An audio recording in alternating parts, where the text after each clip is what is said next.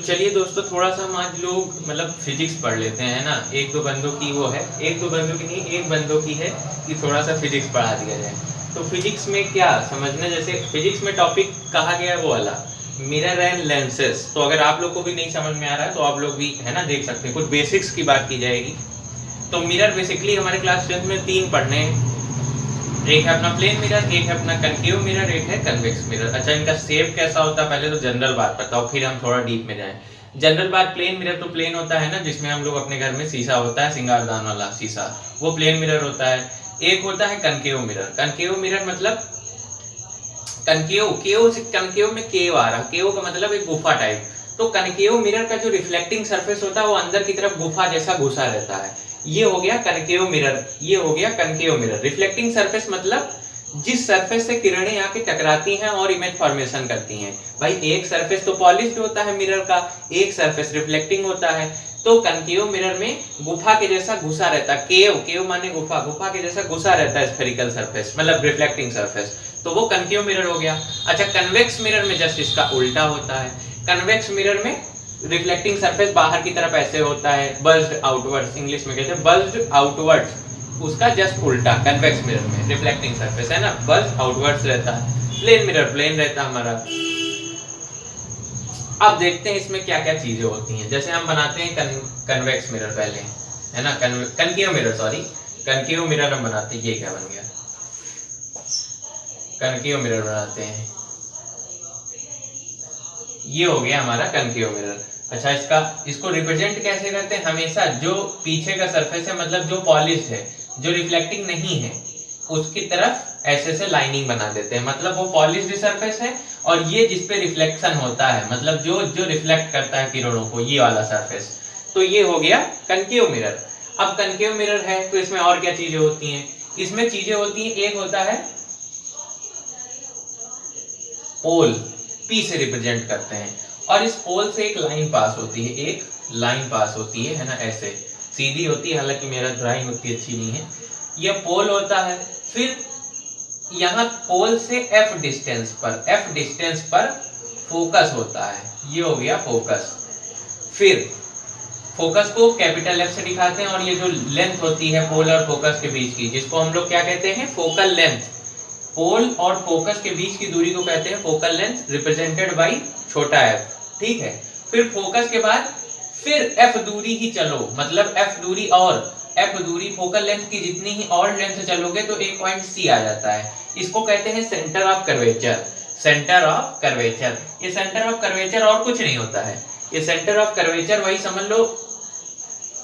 अच्छा, ये सब स्फेरिकल मिरर है, स्फेरिकल मिरर है जैसे, तो ये क्या है, एक प्रकार का ऐसे समझ लो कांच का टुकड़ा है ऐसे।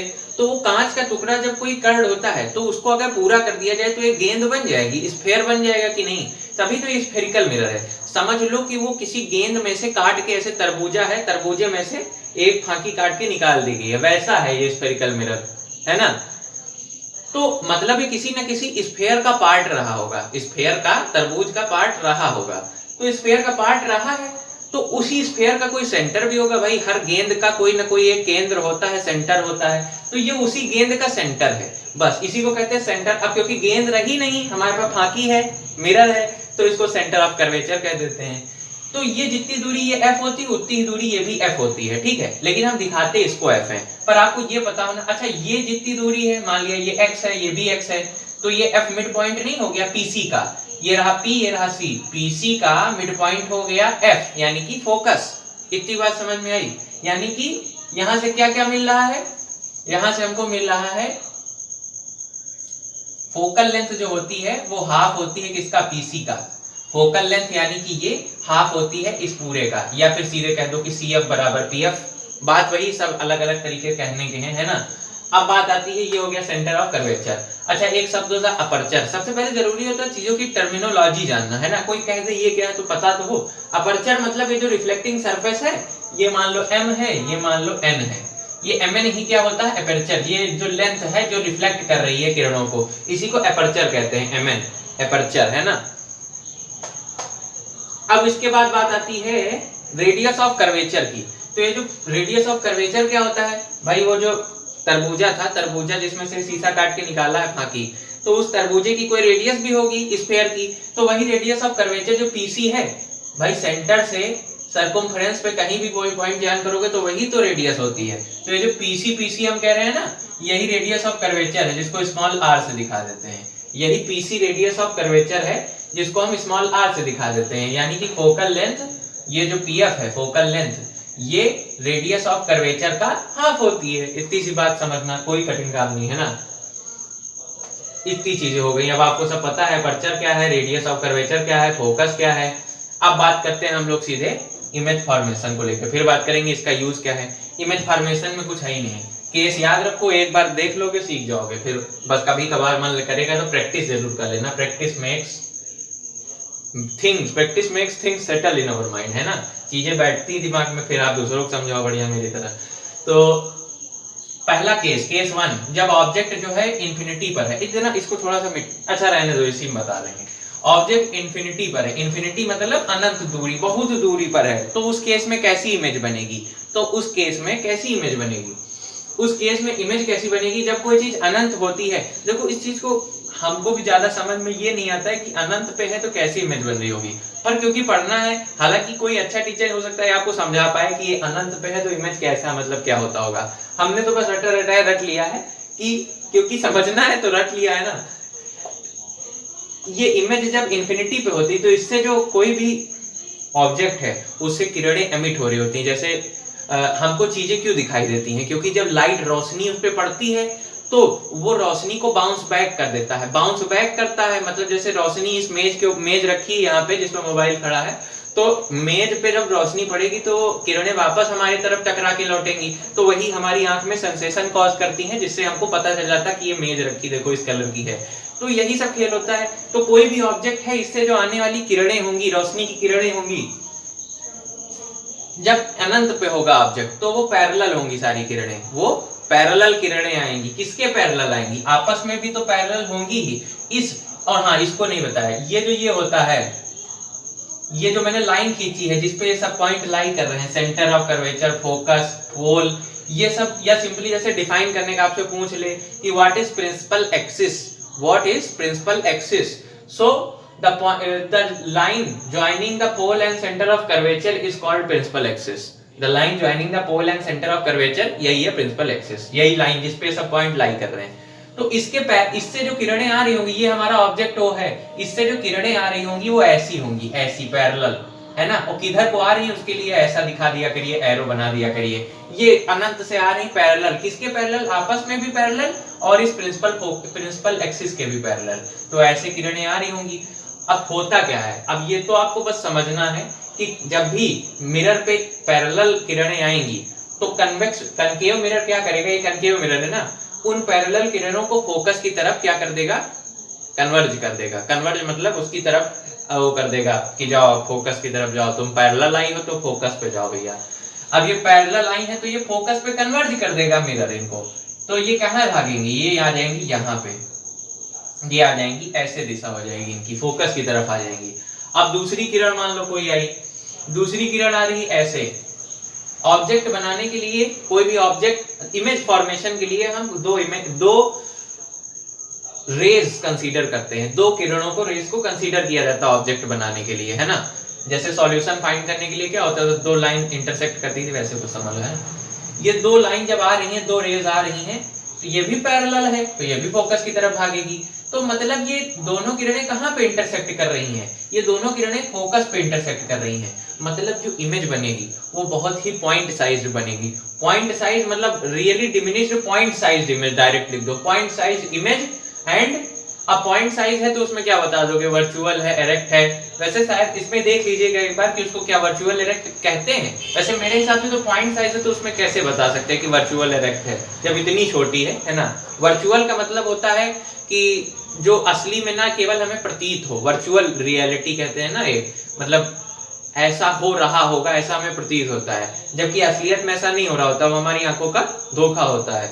और इरेक्ट का मतलब होता है सीधा, जैसे ये है इरेक्ट, और एक होता है जैसे ये किसी चीज की इमेज है, मान लो ये इरेक्ट है तो मतलब सीधा है, और इन्वर्टेड का मतलब होता है उल्टा। इन्वर्टेड का मतलब होता है उल्टा। इन्वर्टेड का मतलब ऐसे समझ लो पलट जाना, इन्वर्ट होना मतलब पलट जाना, है ना। इन्वर्जन केमिस्ट्री में भी हो सकता है, आप आगे पढ़ें। अच्छा ये तो अपसाइड डाउन हुआ, ये इरेक्ट था फिर ये इन्वर्टेड हो गया। एक होता है जब हम लोग क्या कहते हैं, हाँ जैसे आप मिरर, प्लेन मिरर में जब श्रृंगारदान वाले में आप देखते होंगे अपना चेहरा, तो क्या होता है आपका लेफ्ट राइट बन जाता है, राइट लेफ्ट बन जाता है। तो ये भी एक प्रकार का इन्वर्जन है, लेकिन ये क्या है, ये लैटरल इन्वर्जन है। लेफ्ट आपका राइट बन जाता है, ये लैटरल इन्वर्जन है। लेकिन इसमें क्या है, ये इरेक्ट था, अब ये इन्वर्ट हो गया, अपसाइड डाउन हो गया, तो ये दूसरा है ना, है इन्वर्जन ही। तो यहाँ जब ऑब्जेक्ट, पहला केस हमारा समझ में आ गया कि भैया जब ऑब्जेक्ट इन्फिनिटी पे है तो फोकस पे इमेज बनेगी। दूसरी बात पॉइंट साइज इमेज बनेगी। पहला केस खत्म। अब अगला केस लो, इसको मिटा दो, इसमें तो कुछ था ही नहीं, है ना।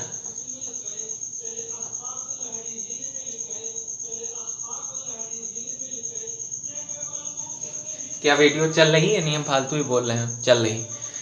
अब दूसरा केस क्या आता है, दूसरा केस आता है कि जब ऑब्जेक्ट जो है एक फाइनाइट डिस्टेंस पे होगा सेंटर ऑफ कर्वेचर से कुछ पीछे। अभी तो बहुत दूरी पर था, हमने कुछ माना ही नहीं, बहुत दूर मान लिया। अब सेंटर ऑफ कर्वेचर के पीछे है अगर ऑब्जेक्ट, यहाँ पर ऑब्जेक्ट है हमारा, अगर ये ऑब्जेक्ट ओ है हमारा, हाँ ओ कोई पॉइंट नहीं, ओ ये ऑब्जेक्ट ओ है, तो कैसी इमेज बनेगी, मतलब सेंटर ऑफ कर्वेचर की कुछ डिस्टेंस पे है, मान लिया एक्स डिस्टेंस पे है, तो कैसी एक रे लाओ, पैरेलल आई है, तो भैया फोकस पे जाओ, है ना, फोकस पे जाओ, ये इसकी दिशा दिखा दीजिएगा। और दूसरी रे जो है फोकस से डाल दीजिए, फोकस से डालेंगे। फोकस से डाल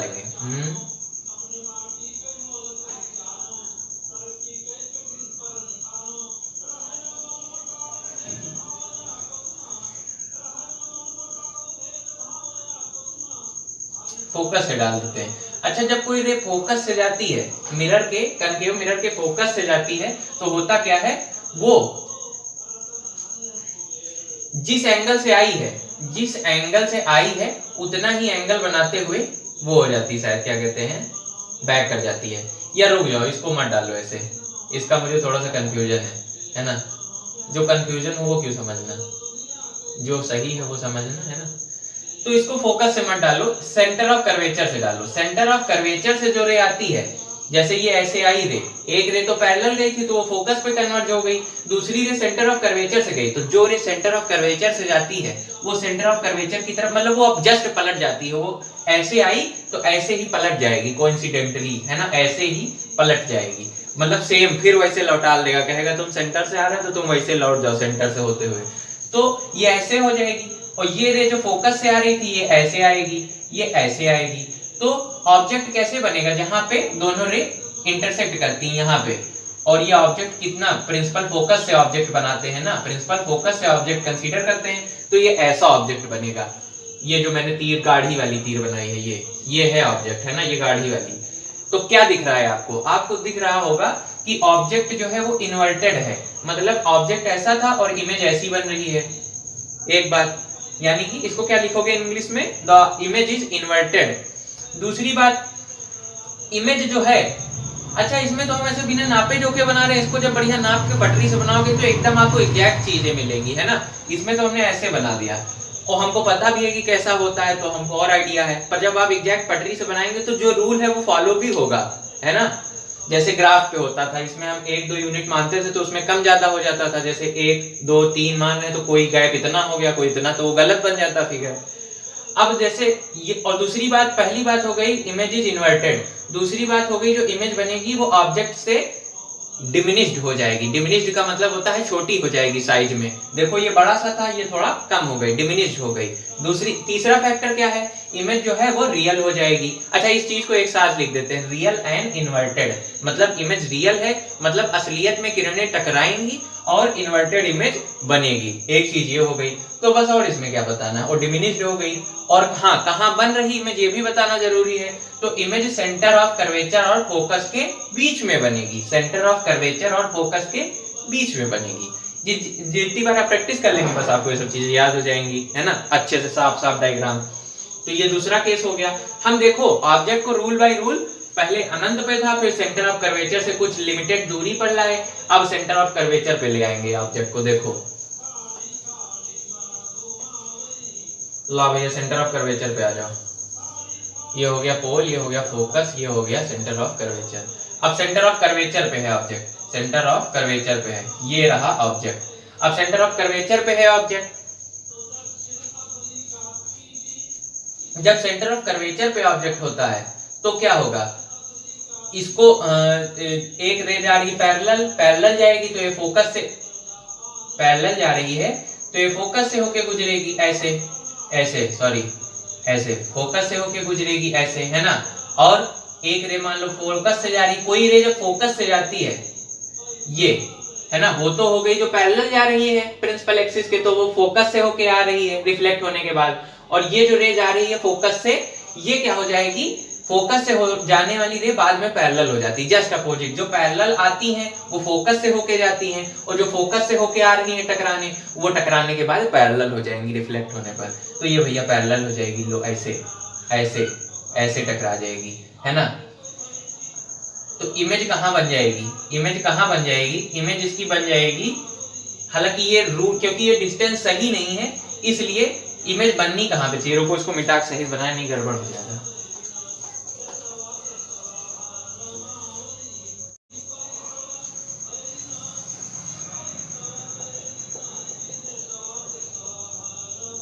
ये हो गया पोल, हाँ,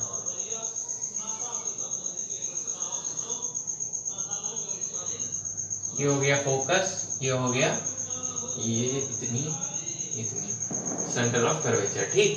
तो जब सेंटर ऑफ कर्वेचर पे हमारा ऑब्जेक्ट होगा तो एक रे जा रही है मान लो पैरेलल, तो वो फोकस से होके जाएगी, फोकस से ऐसे होके जाएगी, है ना, ऐसे यहां से आई टकराई, क्योंकि पैरेलल थी तो फोकस से होके जाएगी। और दूसरी रे जो है हमारी फोकस से जा रही है, ऐसे, तो ये क्या होगी, ऐसे जा रही है, फोकस से होते हुए जा रही है तो जस्ट अपोजिट पैरेलल हो जाएगी टकराने के बाद, तो ऐसे हो जाएगी, ऐसे हो जाए। अब सही बना फिगर।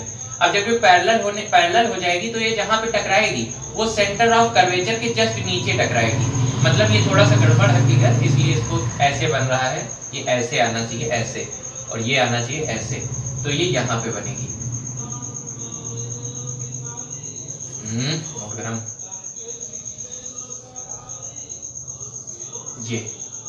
ये बनी हमारी इमेज। ये होता है रूल। ये गड़बड़ क्यों हो रहा है, गड़बड़ किस लिए हो रहा है, क्योंकि इसमें मैंने ये CF और PF बराबर होनी चाहिए ना। जब कॉपी आप बराबर बनाओगे तो इमेज भी बराबर बनेगी, यानी कि सेंटर ऑफ कर्वेचर पे जब हमारा ऑब्जेक्ट होगा तो हमारी इमेज भी सेंटर ऑफ कर्वेचर पे ही बनेगी एग्जैक्टली। और लेकिन वो जस्ट अपोजिट हो जाएगी, इन्वर्टेड हो जाएगी। रियल इमेज बनेगी क्योंकि दोनों रे असलियत में टकरा रही हैं, और इन्वर्टेड इमेज बनेगी क्योंकि उल्टा हो गई है, सेंटर ऑफ कर्वेचर पे बनेगी। साइज की बात करें तो ना तो एनलार्ज होगी, ना बड़ी होगी, ना डिमिनिश होगी, same size as the object के बराबर साइज की इमेज बनेगी। ये हो गया। अब भैया और इधर किसका है ऑब्जेक्ट, कहाँ आ जाए, सेंटर और फोकस के। अभी तो सेंटर ऑफ कर्वेचर पे था, अब सेंटर और फोकस के बीच में ले आएंगे। देखो क्या बनता है फिर केस, सेंटर ऑफ, अच्छा ये ध्यान रखो, ये कनकेव मिरर के केस में ही इतने केस भी हैं, कन्वेक्स मिरर में इतने केस नहीं है। अब उसमें 2 केस ध्यान रखना है बस, पोल, ये हो गया फोकस, ये हो गया ये सेंटर ऑफ कर्वेचर, ठीक। अब सी पे था पहले, अब सेंटर और फोकस के बीच में आ गया ऑब्जेक्ट। हम कहाँ, इधर आ गए, है ना। उधर से खिसकते इधर आ रहे हैं, लेफ्ट से राइट की तरफ, यानी पोल की तरफ बढ़ रहे हैं। अब एक रे जाएगी पैरेलल, एक रे गई पैरेलल, तो ये कहाँ से गुजरेगी, ये गुजरेगी फोकस से, ये ऐसे टकराने के बाद फोकस से गुजरेगी। बस ये सब चीजें ध्यान रखो कि पैरेलल जाएगी तो वो टकराने के बाद किधर से निकलेगी, नहीं फिर डायग्राम भी नहीं बन पाएगा। और जब पोल पे टकराएगी तो कहाँ जाएगी, जब फोकस से गुजरेगी तो पैरेलल हो जाएगी। अच्छा, जब कोई रे सेंटर ऑफ कर्वेचर से आती है तो जस्ट अपोजिट लौट जाती है, वैसे ही लौट जाती है बिना कोई एंगल बनाए। 180 डिग्री कह सकते हो, 180 डिग्री मतलब पूरा ऐसे आई तो ऐसे ही चली जाएगी, है ना, पूरा बिना कोई वो वैसे, मतलब पूरी तरह से रिवर्स हो जाएगी अपनी दिशा में, जैसे आई थी वैसे ही चली जाएगी। और अगर कोई रे पोल पे आएगी, इसको भी समझ लो, कोई रे अगर पोल पे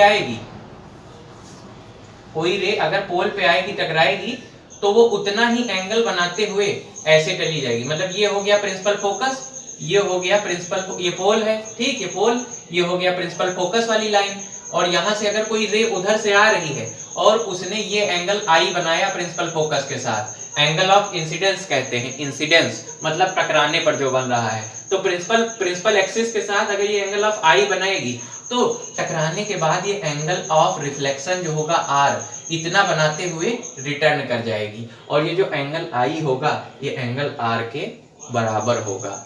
एंगल आई जो है एंगल आर के बराबर होगा, है ना। इतना मेरे दिमाग में शायद है, जहां तक ऐसे ही होता है। जब पोल पे आती है तो एंगल आई बना रही है अगर, तो एंगल आर से हो जाएगी और एंगल आई और आर दोनों बराबर होंगे। Angle of incidence, angle of reflection, reflect होने के बाद का एंगल और रिफ्लेक्ट होने से पहले जब आ रही है तब का, इंसिडेंट हो रही है तब का इंसिडेंस एंगल, है ना। हाँ तो उसको हटाइए, यहाँ पे थे हम लोग, ठीक है। तो अब ये एक रे गई पैरेलल, तो वो फोकस से होके जा रही है टकराने के बाद, दूसरी रे जा रही है मान लो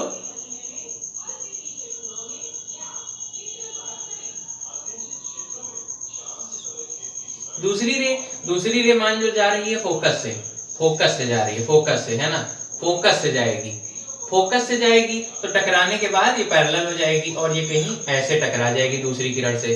तो ये क्या होगा, ये सेंटर ऑफ कर्वेचर के पीछे इमेज बनेगी, सेंटर ऑफ कर्वेचर के पीछे इमेज बनेगी, है ना। और पीछे तो बनेगी, रियल इमेज बनेगी, इन्वर्टेड बनेगी क्योंकि उल्टा हो गई है, रियल एंड इन्वर्टेड। और ऑब्जेक्ट जो होगा मतलब ऑब्जेक्ट से बड़ी इमेज बनेगी, ऑब्जेक्ट से बड़ी, इनलार्ज। पहले केस में देखो वो आई थी शायद मतलब डिमिनिश्ड आई थी, एक जब सेंटर ऑफ कर्वेचर पे था तो सेम साइज की बन रही थी। अब जब सेंटर ऑफ कर्वेचर के बाद फोकस और सेंटर के बीच में आ रहा है, सबसे पहले तो जब वहां पे था अनंत पे था तो पॉइंट साइज बहुत छोटी पिंटू वाली एकदम बनी थी। उसके बाद जब थोड़ा सा लिमिटेड डिस्टेंस पे आया तो फिर क्या हो रहा था, तो फिर बन रही थी डिमिनिश्ड, हाँ तब भी डिमिनिश्ड बन रही थी, है ना, थोड़ा सा बड़ी, पहले तो पॉइंट साइज फिर डिमिनिश्ड, फिर जब सेंटर पे ऑब्जेक्ट आ गया तो सेम साइज की हो गई, धीरे धीरे बड़ी हो गई।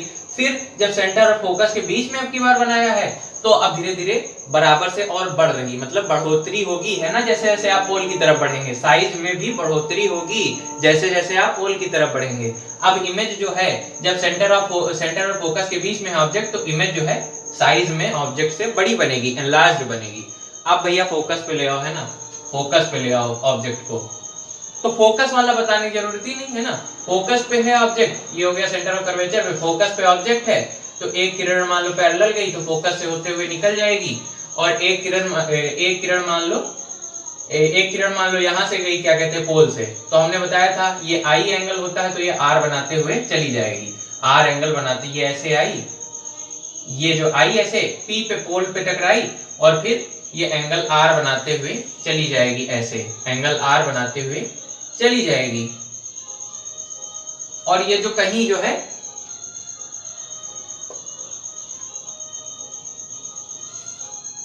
हाँ ये कहीं इमेज बनेगी इन्फिनिटी पे इमेज बनेगी, क्योंकि ये रेस देखो आप चलती ही चली जा रही, यानी कि जो इमेज होगी वो कहीं इन्फिनिटी पे बनेगी, ठीक है।